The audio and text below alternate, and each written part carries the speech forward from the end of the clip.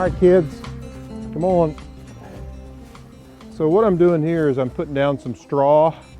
We like to keep the pens nice and clean. It's been really wet this winter, a lot of rain, and it actually snowed today, which makes things kind of miserable, more miserable for me than I think for these ducks, because they actually can take the cold. These are Aylesbury ducks. It's an English breed.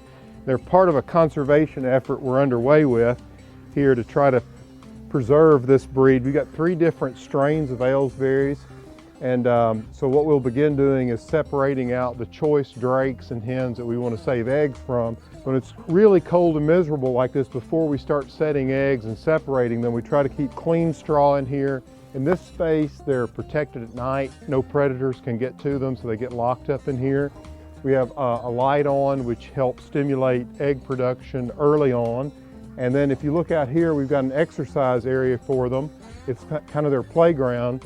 So we have some swans and some geese in here, but the rest are Aylesbury's. And then they've got an area down here that connects to the pond, which allows them to swim and clean. And you can see a lot of these that are really wet are preening themselves, and they'll dry off in here by tonight.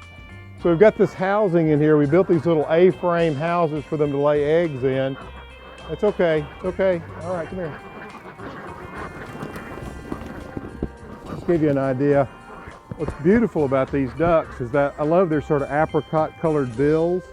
And this is a nice looking drake.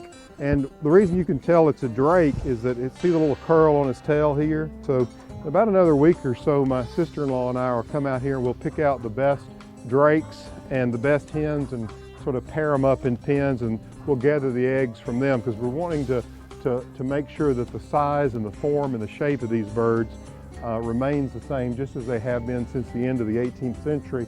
And we'll base that on a standard called the standard of perfection. There you go, buddy.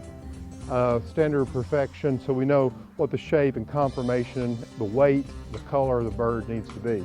If you're enjoying following what we do here at the farm, tell a friend about it and check in regularly with Ehow Home.